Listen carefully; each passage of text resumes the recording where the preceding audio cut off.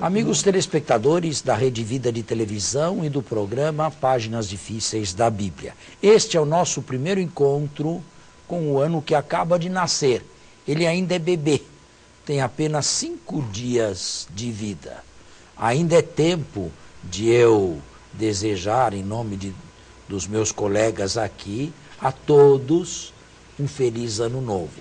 Que ele se prolongue da mesma forma como começou para todos vocês. E que vocês tenham muitas realizações, mas sobretudo que, num programa como esse, devo falar, que se encontrem verdadeiramente com Deus em 2014. É o ano da graça, é um ano a mais na nossa biografia.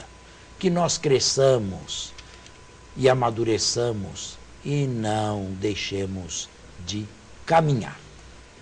Bem, Padre, nós terminamos o ano e terminamos também o Evangelho de João. Exato. De modo que teríamos agora que seguir a leitura com outro texto. E nós recebemos muitos pedidos de telespectadores para iniciar a leitura do livro do Gênesis, se o senhor permitisse. Com todo prazer, com todo prazer. Só que, pelo que você me disse antes do programa, agora, parece que são os 11 primeiros capítulos, não é? Isso. Foi isso que eu entendi. Foi. É isso mesmo? É isso mesmo. Tá. Então, nada a objetar. Pelo contrário, é um prazer para mim falar. Há telespectadores que admiram que eu fale sem leitura, que eu não use texto aqui para dar uma aula, porque no fundo é uma aula isto aqui, embora em estilo light, em estilo de conversa, não é? Mas devo dizer a esses que eu não sou nenhum super-homem, que eu não sou um semideus, que eu não sou um herói. Eu sou simplesmente uma pessoa que se debruçou sobre os livros desde a mais tenra idade. Com 11 anos de idade, eu fui para o seminário e outra coisa não faço até hoje a não ser dar aulas, ministrar aulas e estudar. Minha vida correu assim. Nunca fui um pároco, nunca tive uma administração paroquial, ou tenho aqui na arquidiocese o diaconato permanente nas minhas mãos, mas é o único apostolado, digamos, a única provisão que eu tenho. Celebro missa numa paróquia todos os dias, mas não tenho cura de almas. Também devo dizer que de segunda a sábado eu estou com as manhãs ocupadas. Sábado é com você. O senhor nunca foi pároco? Fui pároco uma vez em Paris e a segunda vez em Montreal, aqui no Brasil nunca. Nunca foi pároco. Aqui no Brasil, o senhor dá aulas aqui há quantos anos? Olha, desde que cheguei de Roma, cheguei de lá em 70, final de 76, 77. Então são quase 40 anos. Quase 40. Quase 40 anos. Eu não era assim há 30 anos atrás, o senhor já começou a dar aula? Já. Naquela época. Então, podemos dizer que de 76, 77 para cá, uma boa parte do clero da Arquidiocese de São Paulo foi seu aluno. Não só uma boa parte do clero de São Paulo, mas de outras dioceses também. Eu tenho bispos e arcebispos que foram meus alunos. Então o senhor não só formou vigários, como padres, como bispos também, bispos, né? E arcebispos. Poderia citá-los alguns aqui, que foram meus alunos então, e afirmam isso até hoje. Sítios. Sítios. Por exemplo, Dom Tomé. Dom Dimas Lara, Dom Moacir, arcebispo de Ribeirão Preto, foram meus alunos. Foi uma dedicação à igreja diferente de uma vida pastoral, de uma vida... Eu espero ter contribuído para a igreja de acordo com o meu carisma e com a minha biografia e com a minha vida pessoal. Uns são evangelistas, outros são pastores, outros são apóstolos, outros são doutores. Eu espero que a minha função tenha sido essa última aí e que eu tenha contribuído diretamente para o clero, um bom número de sacerdotes, não só de São Paulo, mas do Brasil, me tiveram e me têm como professor ou ponto de referência em exegese, e espero que desta maneira, diretamente a eles, indiretamente ao povo, eu tenha contribuído. E contribuiu também com 100% dos diáconos da Arquidiocese de São Paulo. Desde que vocês foram fundados Em 2000, em agosto de 2000, eu estou com vocês, não é?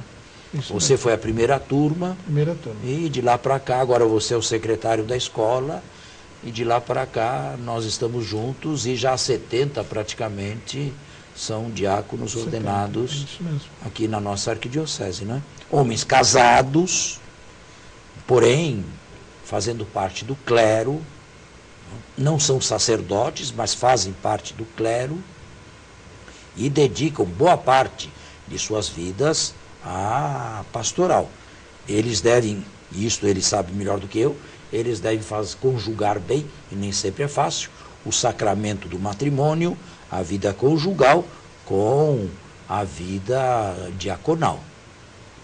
Caso contrário, o matrimônio está sempre em primeiro lugar. Sempre em primeiro lugar. Sempre em primeiro Nós lugar. não queremos nunca separar o marido da mulher, nem para trazer o marido para a igreja. Aliás, essa é uma orientação da escola diaconal, né? Que a primeira vocação do diácono permanente é o matrimônio. Então, que ele permaneça casado. Se o E diaconato... já haveria um problema muito sério se separasse da mulher. Sim. E se para a formação o diaconato, se durante a formação para a esposa for um problema, isso for um problema para o casal, então é pedido que se desaconselhe realmente a continuar, né? Porque Não, se ela não der o consentimento formal Além e disso, final, né? ele não se ordena. Aliás, a esposa dá o consentimento 2 vezes, para entrar na escola diaconal e para poder ordenar. São nesses 2 momentos E é aí consentimento mesmo. de próprio É dizer pleno. eu quero ou eu não quero. Se ela dizer não quero, o arcebispo, nenhum bispo ordena. É isso mesmo. Bom, Vamos enfim... então ao Gênesis. Então. Encontro aqui a leitura, padre. Não. Mas fazer uma se você pede apresentação? para eu falar sobre o Gênesis, eu teria que falar uma introdução longa, como fiz mais ou menos com a ressurreição, a respeito desses 11 primeiros capítulos, antes de começar a etapa patriarcal, que seria o início da história sagrada de Israel. O Gênesis, como todos os 5 livros do Pentateuco, quais são eles? Olhe meu dedo aqui.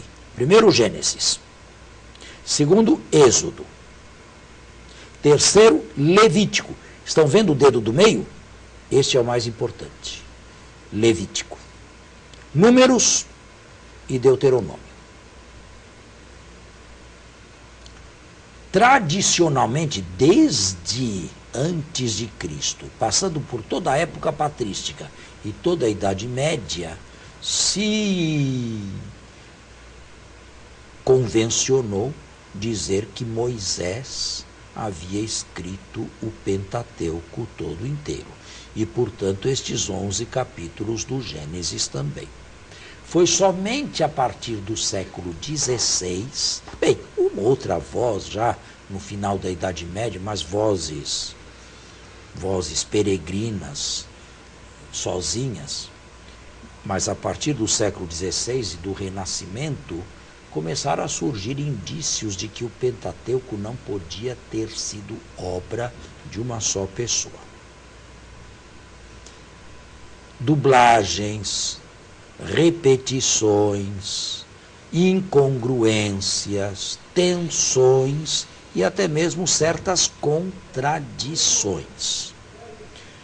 Tudo isto começou quando, com a Renascença, este livro aqui começou a ser estudado como um livro outro qualquer, e não um livro caído do céu, simplesmente inspirado pelo Espírito Santo e livro eclesiástico e ponto final. Foram surgindo estes indícios. De início, se procurou imaginar que havia uma corrente teológica chamada javista, porque chamava a Deus de Yahvé, e uma corrente eloísta, porque chamava a Deus Elohim. A esta se teria agregado mais tarde uma corrente chamada sacerdotal, do alemão Priesterkodex, para aquilo que é estritamente litúrgico ou tem a ver com as nuances e as minúcias da liturgia e dos sacrifícios do Templo de Jerusalém. E, finalmente, o Deuteronômio, que teria uma estrada própria. Bem, esta teoria já estava sendo levantada durante o período, já estava em embrião na Renascença, se tornou mais forte ainda no Iluminismo, 2 séculos depois, e se tornou praticamente um dogma de fé a partir do século XIX, do início do século, primeira metade do século XIX, com a figura de um protestante alemão chamado Julius Wellhausen, que pôs em prática esta teoria documentária e procurou dissecar o Pentateuco em tradições. O que era javista, o que era eloísta, o que era sacerdotal e o Deuteronômio. Ele o fez. E, fazendo isto, ele, num segundo momento, precisou datar esses documentos. De que época eles eram. O primeiro documento javista, ele não teve dúvida nenhuma em datá-lo da corte de Salomão. Portanto, século X a.C., por volta de 950. O segundo, de acordo com ele, por se ressentir de uma pregação profética e já ser mais sofisticado em falar de Deus, uma transcendência maior a respeito de Deus, ele o viu nos meios proféticos do reino de Israel do Norte, no século VIII. O terceiro, o sacerdotal, ele situou no exílio. E para ele era o menos importante de todos. A religião, para ele, tinha deixado de ser uma coisa espontânea para ser uma coisa determinada nas minúcias pelo clero de Jerusalém. Vamos fazer um intervalo. Sim. E continuamos. O problema maior para Wellhausen foi quando ele precisou datar esses documentos e o datou. E os datou. Eu disse a vocês como ele os datou. Sim. Século X, século VIII, século VI e pós-exílico. Criou-se um enorme problema entre exegetas. Porque se Abraão, Isaac e Jacó viveram 1700, 1800 antes de Cristo, no início do segundo milênio, onde se costumava colocá-los antes de Cristo, a tradição mais antiga que falava deles era uma tradição distante deles pela beleza de 800 anos. Haja vista. Bem, se as coisas, para não falar das outras, são mais recentes ainda, se as coisas se põem dessa maneira, o que é que haveria de histórico no Pentateuco? Sobretudo na idade patriarcal. Uma tradição pode se conservar oralmente, sem mudanças, durante 800 anos. É muito difícil. Né? E numa sociedade onde havia apenas oralidade. Foram problemas que deixaram muitas pessoas desconfortáveis. Essas histórias não aconteceram, não se dataram, não existiram. Entre a primeira, estou sendo muito sintético e superficial aqui, para que o grande público entenda. E depois tem livros sobre isso que não acaba mais. Entre a Primeira e a Segunda Guerra Mundial, entre 1920 e 1940, houve uma fundação americana, Rockefeller, que patrocinou estudos arqueológicos no Oriente Médio. E diversas civilizações vieram à tona. E escritas puderam ser decifradas. Os hieroglifos do Egito já tinham sido decifrados com Champollion, à época de Napoleão, início do século XIX. Mas a escrita sumérica não tinha sido ainda. E vieram à tona cidades inteiras escavadas e textos. Se você pegar um livro de história de 1910, você vê que a respeito de toda a antiguidade tem 10 páginas, porque não se sabia nada. Se você pega um livro de história de hoje, só sobre o povo sumérico, você lê uma biblioteca, porque se tem conhecimento. O problema está em que veio à tona, com toda essa escavação, com todo esse trabalho arqueológico feito por americanos, a civilização do 2º milênio e até antes de Cristo, mas não há contatos bíblicos. Nenhum evento de lá, nenhum personagem lá é mencionado na Bíblia aqui e nenhum daqui é mencionado lá. Na falta de contatos diretos, procuraram ver uma série de contatos indiretos. O estilo de vida, as viagens, o modo de proceder, e encontraram muitas coincidências indiretas, a ponto de chegarem à conclusão que o livro do Gênesis e as histórias do Pentateuco gozariam de um fundo de credibilidade. Um fundo, jamais os detalhes. Certo? E esta teoria documentária se impôs até o ano da minha ordenação. Até 1970, esta teoria documentária se impôs. De início, a Igreja Católica não a aceitou de forma nenhuma. Nos inícios do século XX, durante o pontificado de Pio X, houve exegetas que deram pulos assim. Foram suspensos, foram obrigados a não dar mais aula, suspensos de magistério, proibidos de escrever sobre esses assuntos. Foi um tempo duro para a Igreja Católica. Só no pontificado de Pio XII, antes de eu nascer ainda, em 1943, Pio XII escreveu a famosa encíclica clássica Divino Afflante Spiritu, onde abria o campo da exegese católica para os gêneros literários e, portanto, para esses estudos também. E foi aí que os católicos tiveram maioridade nos estudos bíblicos do Antigo Testamento e, sobretudo, no Pentateuco. E puderam abraçar, com a anuência do pontífice, a teoria documentária de Wellhausen e esparramaram isto, não só os protestantes nos seminários deles, mas nós católicos nos nossos seminários também. Isto nos anos 40 e nos anos 50, 60. Foi quando eu comecei a teologia.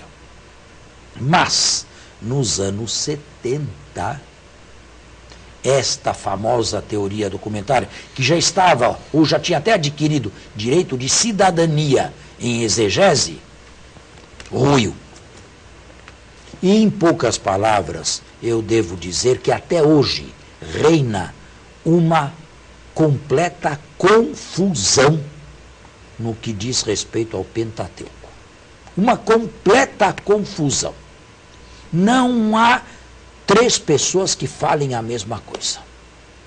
Nos últimos anos, mas agora de 2005 para cá, começa a haver algum pequeno consenso, mas a confusão ainda está em pé. Agora, esta confusão diz mais respeito à história de Israel, que se começa no capítulo 12 do livro do Gênesis. Para os 11 primeiros capítulos, a confusão é bem menos. A grande maioria aceita que boa parte desses capítulos são de leitura sacerdotal, de escritura sacerdotal, exílio, e o que não é sacerdotal, O javista antigo, que eu prefiro não mais chamar de javista, para não haver confusão, é um não sacerdotal posterior ao exílio. Portanto, esses 11 primeiros capítulos que vamos ver são muito tardios do exílio e até posteriores ao exílio. O exílio se deu em 587 a.C. Portanto, esses capítulos aqui são de durante o exílio ou após o exílio, após 520 a.C. O Pentateuco, como tal, foi promulgado por volta de 400 a.C., já em período persa. Portanto, isto que nós chamamos 5 livros da Bíblia, são livros tardios, escritos tardiamente por autores desconhecidos e no pós-exílio. E é o documento oficial do judaísmo do Segundo Templo, que vai de 515 até a sua destruição pelos romanos já no início da era cristã. Foi aí que surgiu o Pentateuco como fruto de reflexão e de compromisso das diversas tendências judaicas, dos judaísmos que existiram a partir do repatriamento do final do exílio. É um texto de compromisso. E por ser um texto de compromisso, as diversas facções queriam estar representadas. E aí você, de acordo com o que se diz hoje, pode entender dublagens, cada uma queria o seu texto. Ainda que o texto falasse a mesma coisa, um não é outro. Queria que a sua versão. Nós temos 2 versões da criação aí. Uma no capítulo 1, que é sacerdotal, made in Babilônia, e outra no capítulo 2, versículo 4, bem em diante até o 25, made in Judá. As duas correntes, as que vieram do exílio e as que nunca foram para o exílio, queriam estar representadas aí. Padre, e não obstante essa confusão toda, esse ainda é o livro sagrado dos judeus hoje, né? Não tenho dúvida, é o melhor, o mais sagrado dos judeus. Nós vamos ter que encerrar o programa, infelizmente, mas continuamos durante algum tempo deste ano ainda, né? Vamos aí. Um bom domingo a todos e até a próxima semana. Um bom domingo e até o nosso próximo programa. E vamos fazer o último.